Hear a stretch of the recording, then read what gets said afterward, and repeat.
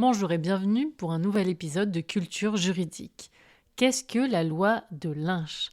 Pour le savoir, il faut retourner du côté des États-Unis, plus précisément nous intéresser à un certain Charles Lynch. Ce planteur et juge de l'État de la Virginie est connu pour avoir employé le lynchage au XVIIIe siècle. En effet, durant la guerre d'indépendance, il préside un tribunal irrégulier où il punit de façon assez expéditive les loyalistes, c'est-à-dire ceux qui veulent rester loyaux à la couronne britannique.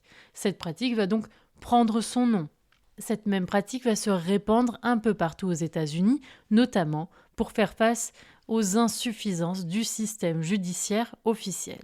Toutefois, petit à petit, l'expression « loi de Lynch » va désigner des lynchages publics et violents perpétués par la foule qui se rend justice elle-même. Bien souvent, ces lynchages donnent lieu à des pendaisons des personnes présumées coupables. Cette pratique devient petit à petit et par la suite l'apanage de certaines organisations telles que le Ku Klux Klan. Certains lynchages marquent particulièrement les États-Unis, c'est le cas par exemple de celui de Michael Donald en 1981, considéré comme l'un des derniers organisés par le KKK. Cet adolescent, noir américain, avait été retrouvé la gorge tranchée et suspendu à un arbre. La raison de ce déferlement de violence ?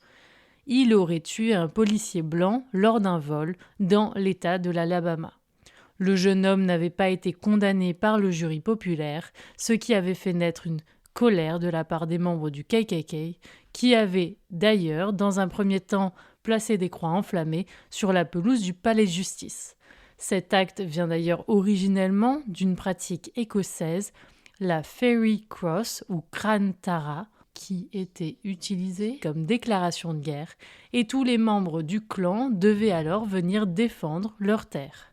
Cet usage s'installa durablement chez les membres du Ku Klux Klan. Si plusieurs figures se sont battues contre le lynchage aux États-Unis, telles que Ida Wells et bien d'autres, celle-ci mériterait un épisode entier afin de saisir la portée de ce combat qui a fait des milliers de victimes, mais aussi les liens sensibles de cette histoire avec celle de l'émergence des droits de la communauté noire américaine.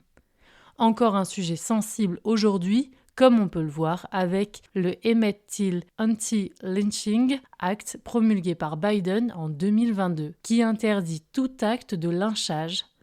Cette pratique s'inscrit donc dans la culture et l'histoire américaine, comme on peut le voir.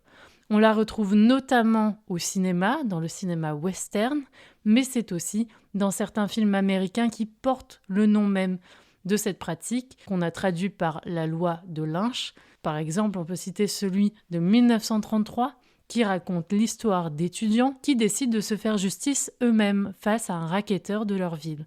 Un autre film américain porte le même nom, mais cette fois-ci plus récent puisqu'il date de 2018. Il délivre l'histoire de lycéens, cette fois-ci, qui souhaitent venger la mort d'un homme retrouvé mort dont le meurtrier passe au travers des mailles de la justice. Ce contexte historique posé dans un autre épisode, je vous parlerai du lynchage en France, des célèbres lynchages qui ont pu avoir lieu. En attendant, je vous invite à questionner notre pratique des réseaux sociaux qui parfois remettent au goût du jour la question du lynchage et renouvellent sa pratique. Mais surtout, de se demander quels sont les outils que possède la justice pour faire face à cette forme d'auto-justice qui parfois peut s'emballer. J'espère que cet épisode vous aura plu et je vous dis à très bientôt pour un nouvel épisode de Culture juridique.